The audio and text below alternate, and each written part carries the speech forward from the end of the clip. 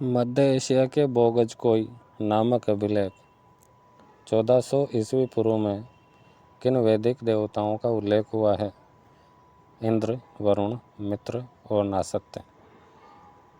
ये जो बोगजगई अभिलेख है, इसमें हित्ती और मितानी नामक जातियों ने आपसी झगड़े के निपटारे के लिए इन देवताओं को साक्षी मानते हुए दोनों जातियों ने समझौता कर लिया।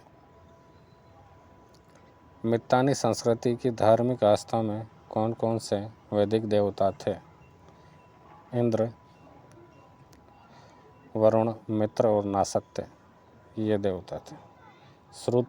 श्रुति में सम्मिलित हैं वेद, ब्राह्मण, आरण्यक, उपनिषद। वेद, ब्राह्मण, आरण्यक, उपनिषद। पूर्व वैदिक काल से उत्तर वैदिक काल के राजस्व संगठन में मुख्य परिवर्तन हुआ। क्या परिवर्तन हुआ? कि राज्य के संगठन का आधार जो है कुल न रहकर भूमि विस्तार हो गया। कुल न रहकर भूमि विस्तार हो गया। मतलब पूर्व वैदिक काल में कुल था और वो नहीं रहा उत्तर वैदिक काल में, और क्या हो गया? भूमि विस्तार हो गया। पूर्व वैदिक काल में कोई नियमित भूमि कर नहीं था, क्योंकि राजा को भूमि का मालिक नहीं समझा जाता था। पूर्व वैदिक काल में भूमि का स्वामित्व किसके पास था? संपूर्ण कबीले के पास। संस्कारों का वर्णन किस मूल पाठ में है? आश्वालायन ग्रह सूत्र में। आश्वालायन ग्रह सूत्र में 8 प्रकार के विवाहों का सर्वप्रथम उल्लेख भी इसी ग्रह सूत्र में मिलता है।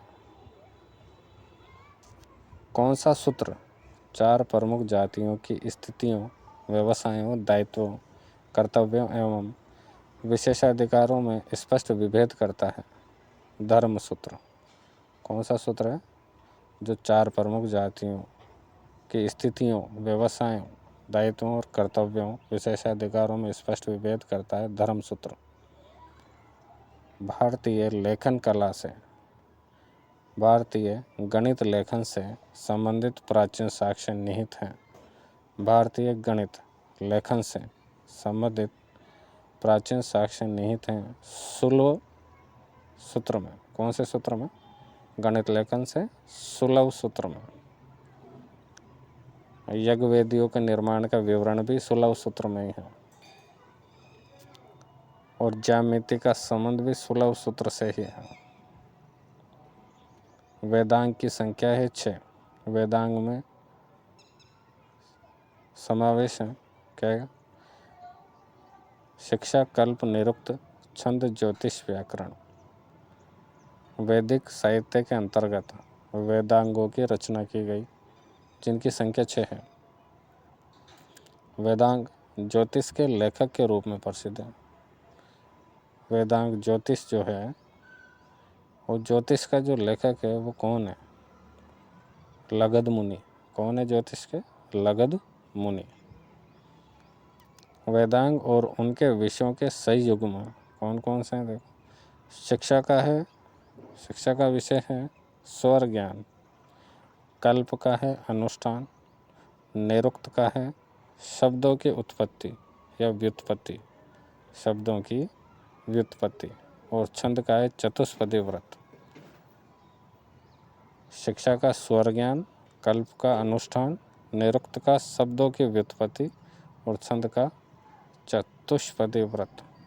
ब्राह्मण का विषय क्या है? कर्मकांड। ब्राह्मण का विषय क्या है? कर्मकांड।